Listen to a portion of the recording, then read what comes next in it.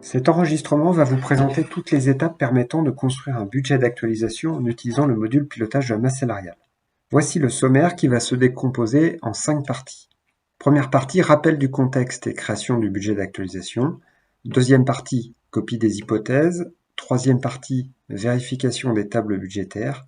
Quatrième partie, lancement des calculs et consultation des résultats. Cinquième et dernière partie, présentation des requêtes. Dans cette première partie, on va vous présenter un état des lieux de notre scénario de démonstration pour vous resituer le contexte de départ et comprendre ensuite les différentes étapes de la construction du budget d'actualisation. Tout d'abord, vous cliquez dans le menu masse salariale, vous allez ensuite dans le menu exercice, gestion d'exercice. Pour cette démonstration, on s'est appuyé sur l'exercice 2025. Lorsque vous cliquez sur l'exercice, ça vous affiche un nouvel onglet en milieu de page, un onglet budget, vous cliquez dessus, ce qui vous permet de visualiser les deux budgets qui ont été associés à cet exercice 2025. Tout en bas, on a un premier budget qui est nommé 2025I, I comme budget initial, c'est celui qui a été construit lors de l'ouverture de l'exercice budgétaire. Et puis un deuxième budget 2025S, S comme suivi, qui est arrêté aujourd'hui à une situation à fin janvier. Avant de passer à la création du budget d'actualisation, on va revenir un instant sur le budget initial situé en bas de l'écran et vous pouvez constater que sur la partie droite, vous accédez au nombre d'hypothèses qui ont été rattachées à ce budget. En cliquant sur le chiffre ici, une nouvelle fenêtre va s'ouvrir et va vous permettre d'accéder aux détails des différentes hypothèses qui ont été renseignées. On a notamment ici 3 embauches individuelles et on a 2 enveloppes. Pour retrouver certaines de ces hypothèses, vous pouvez, en allant dans le menu masse salariale, onglet budget, retrouver les embauches non nominatives en allant sur le menu embauche non nominative. Vous renseignez une partie du libellé pour accéder au budget.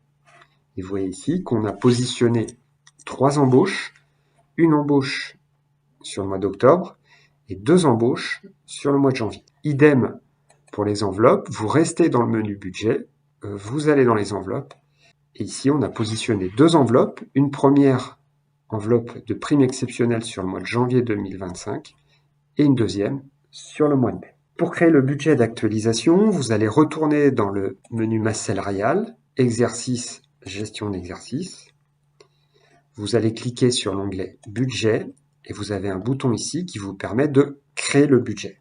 Une fenêtre s'ouvre, vous renseignez le code du budget. Ici, on va le nommer 2025A, A comme actualisation. Vous renseignez un libellé. Ici, on va le nommer budget d'actualisation 01 plus 11. 1 comme un mois de suivi, puisqu'on a constitué uniquement le mois de janvier. Et 11 mois comme les 11 mois de projection qui restent à courir jusqu'à la fin de l'année. Dans le type de budget, vous vérifiez que le type de budget actualisation est activé. Ensuite, sur le mois de suivi source, vous allez positionner le mois de janvier, puisqu'on a constitué uniquement le mois de janvier 2025. Cette information est obligatoire et devient le nouveau pied de budget de votre budget d'actualisation.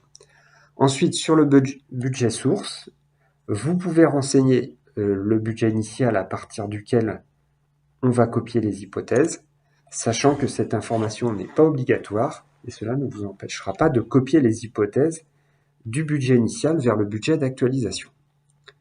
Une fois que toutes les informations sont complétées, vous cliquez sur Valider. Vous revenez à l'écran de la gestion des exercices et vous pouvez constater maintenant que le budget d'actualisation apparaît avec toutes les informations qui ont été renseignées, le code, le libellé, le type, le budget source et le mois de suivi source. Vous pouvez constater sur la partie droite que pour le moment, nous n'avons aucune hypothèse. Et c'est ce qu'on va voir maintenant dans la deuxième partie avec la copie des hypothèses. L'objectif maintenant est de copier les hypothèses du budget initial vers le budget d'actualisation. C'est-à-dire de copier les hypothèses sur les mois restants à courir, mais également de pouvoir les modifier ou les compléter. Pour cela, vous allez dans le point de menu masse salariale, exercice, copie d'hypothèse entre budgets. Dans cet écran, il y a un premier bandeau gris ici qui vous donne une information importante et qui va donner le sens de la copie entre le budget source qui est situé à gauche et le budget cible qui est situé à droite. Le budget source n'est pas renseigné pour le moment et il correspond au budget qui contient les hypothèses qui vont être recopiées vers le budget cible, qui est donc le budget d'actualisation, qui pour le moment n'a pas d'hypothèse et qui va recevoir les hypothèses. Première étape, dans ce bandeau, il faut d'abord vérifier que le budget cible qui apparaît ici est le bon. C'est normalement le dernier budget que vous avez consulté dans les écrans précédents qui va venir se positionner par défaut. Ici, c'est bien le budget d'actualisation sur lequel on souhaite copier les hypothèses. Si vous avez besoin d'opérer un changement, vous devez utiliser la zone de recherche ici, et en tapant une partie du libellé, vous accédez à d'autres budgets pour pouvoir les sélectionner. Donc première étape, valider que le budget cible est le bon. Une fois que celui-ci est validé, vous allez devoir mettre à jour le budget source et le sélectionner à l'aide du lien qui se situe juste en dessous, choisir le budget depuis lequel copier les hypothèses, qui vous fait apparaître une nouvelle page dans laquelle vous allez, par rapport à plusieurs choix de sélection, notamment sélectionner le budget initial qui vous intéresse. Une fois que cette sélection a été faite, vous vérifiez dans le bandeau que le budget source est bien renseigné et correspond au budget initial, et que le budget cible qui va recevoir les hypothèses correspond bien au budget d'actualisation.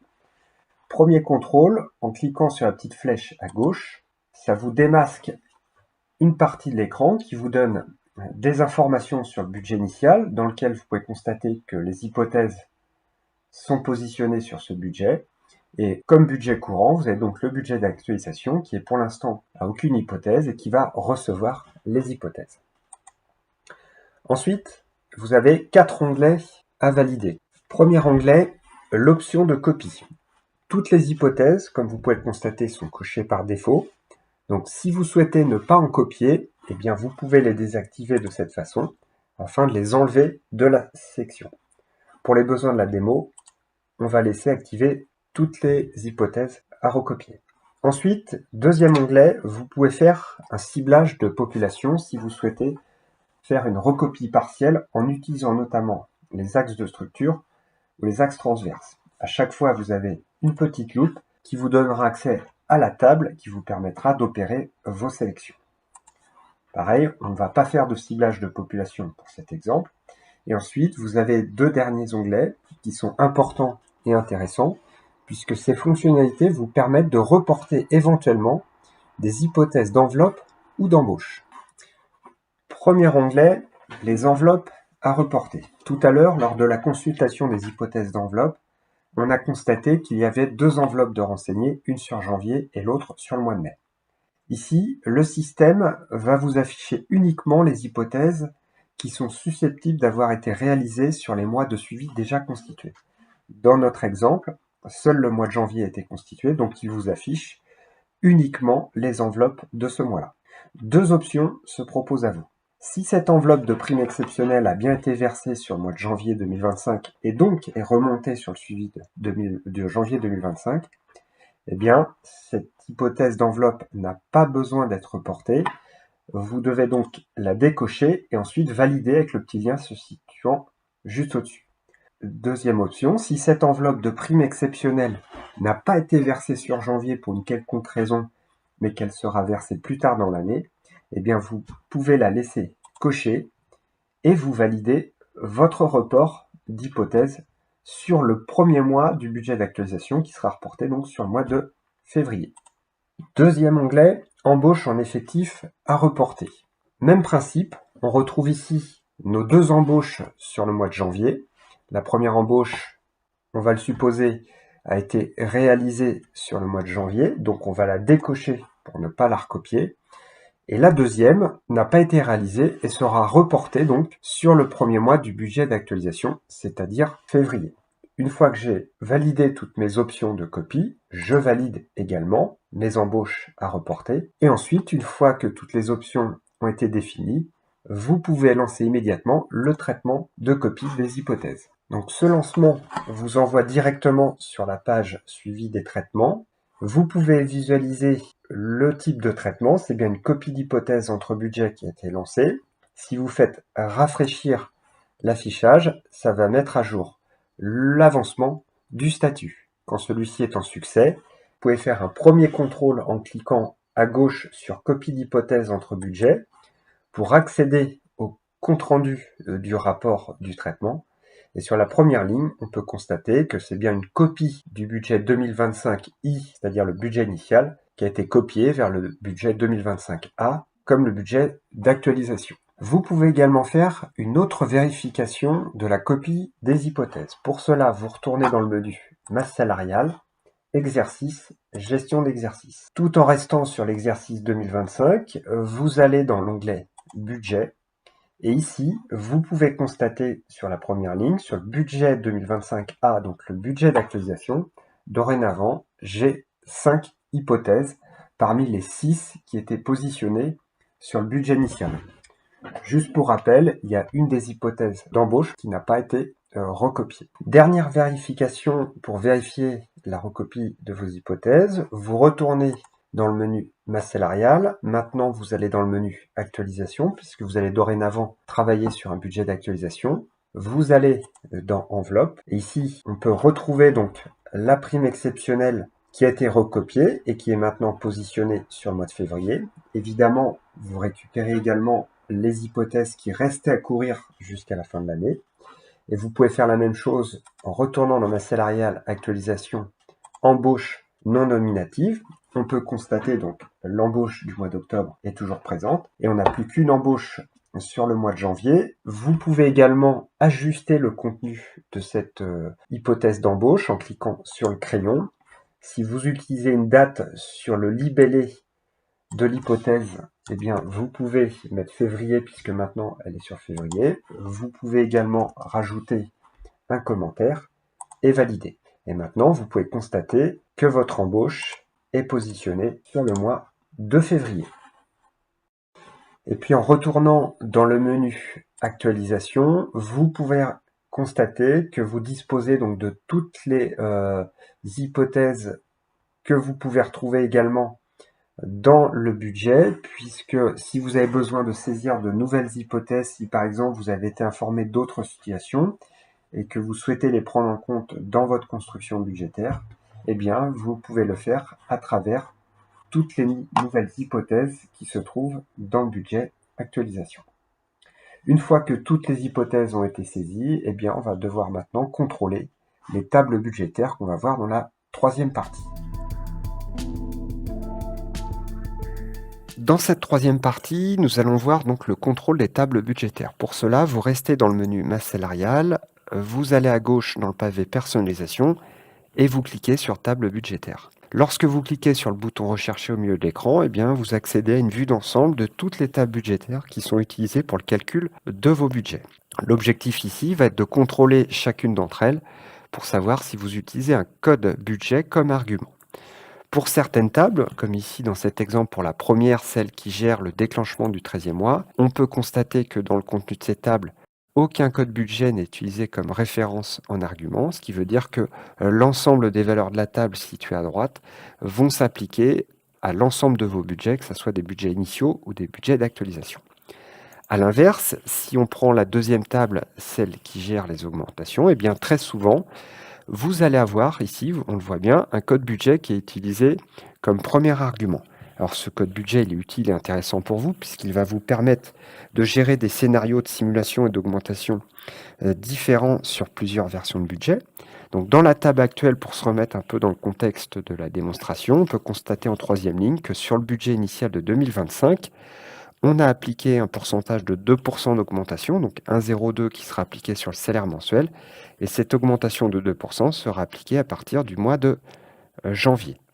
Deux cas de figure se présentent ici à vous. Si cette prévision d'augmentation a bien eu lieu en réel en janvier 2025, les salaires augmentés de 2% vont bien remonter avec le suivi du mois de janvier et il n'y a aucune modification de ligne à faire dans cette table budgétaire.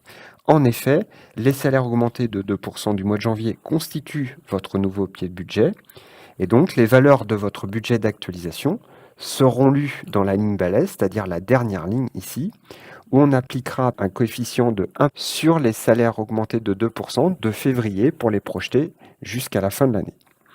Si à l'inverse, deuxième cas de figure, cette augmentation du mois de janvier 2025 n'a pas eu lieu et qu'elle va par exemple être décalée pour être appliquée qu'au mois d'avril, eh bien vous allez devoir ajouter une ligne dans la table budgétaire pour que cette augmentation soit prise en compte dans votre budget d'actualisation. Pour créer cette nouvelle ligne, soit vous cliquez sur le bouton ajouter qui est situé en haut à gauche de la table, ou bien pour une saisie plus rapide, vous pouvez utiliser le bouton dupliquer dans la colonne de droite. Donc ici, je vais me baser sur la ligne du budget initial. Ça m'ouvre une fenêtre qui me permet de modifier le code budget. Voilà, je conserve mes 2% d'augmentation, mais par contre, dorénavant, je veux les appliquer à partir du mois d'avril. Je valide ma saisie. Vous pouvez constater que la création de ma ligne se positionne en bas du tableau, vous devez la cocher et appliquer le bouton monter pour pouvoir la positionner juste avant la ligne balai pour que les valeurs soient lues correctement. Donc ici, sur mon budget d'actualisation, on appliquera l'augmentation de 2% uniquement à partir du mois d'avril. L'objectif ici, c'est de vérifier l'ensemble de vos tables, notamment celles qui contiennent un code budget, dans le cas où vous souhaiteriez appliquer des valeurs différentes sur votre budget d'actualisation que celles que vous aviez prévues sur vos budgets initiaux.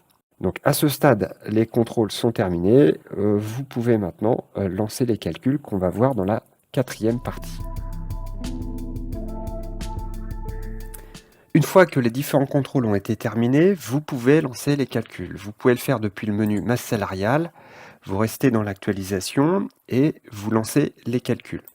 Vous pouvez lancer les calculs donc sur un matricule, sur une structure, ou bien ici en global, c'est ce qui nous intéresse, de lancer le calcul sur la population totale. Vous devez forcer le calcul si jamais vous avez effectué des corrections dans les tables budgétaires. C'est le cas ici puisqu'on a fait une modification dans la table des augmentations et pour qu'elle soit prise en compte dans les résultats, eh bien, cette coche doit être activée. Vous cliquez ensuite sur lancer immédiatement, ça va vous envoyer directement sur la page de suivi des traitements comme tout à l'heure. Le traitement s'affiche ici, vous avez à droite le statut du traitement. Si vous cliquez sur rafraîchir l'affichage, eh bien ça va vous permettre d'avancer le statut du traitement. Lorsque le traitement est en succès, eh bien, vous pouvez commencer à consulter les résultats tout en restant sur les écrans du pilotage à masse salariale. Pour cela, vous restez dans l'actualisation et vous faites consultation des résultats.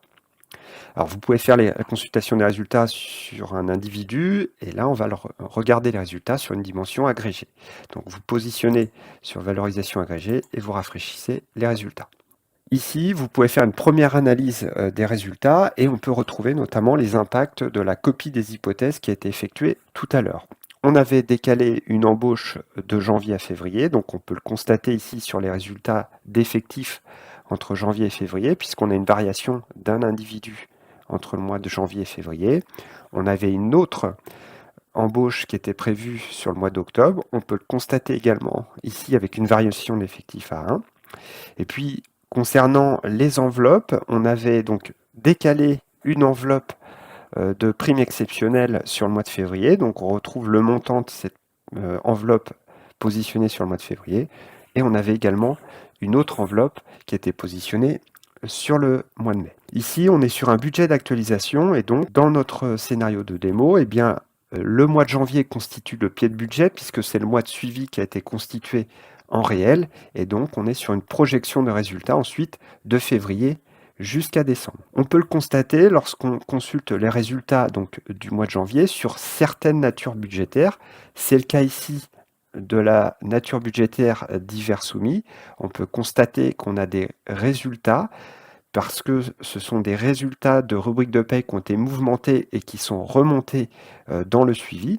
Par contre, on peut constater qu'à partir du mois de février jusqu'au mois de décembre, eh bien, on n'a aucune valeur parce que dans cet exemple, cette nature budgétaire ne peut être valorisée que par la saisie d'une hypothèse en projection. Et donc, si on n'a pas d'hypothèse, il projette une valeur nulle de février jusqu'à décembre. Toujours en restant sur les écrans du pilotage masse salariale, vous pouvez également faire une première consultation des écarts.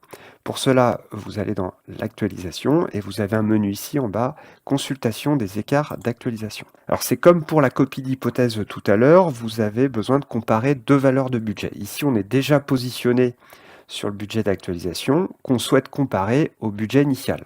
On peut constater qu'ici, par défaut, il nous a positionné le budget de suivi. Donc, pour modifier le budget à comparer, eh bien, vous cliquez sur la petite flèche située à gauche. Vous avez un menu qui vous permet de choisir un autre budget à comparer. Vous cliquez dessus et plusieurs choix vous sont proposés. Et si vous sélectionnez, vous cochez les budgets initiaux de l'exercice, vous accédez au budget que vous souhaitez comparer. Vous le sélectionnez et donc là, on est bien en mesure de comparer les résultats du budget d'actualisation avec le budget initial.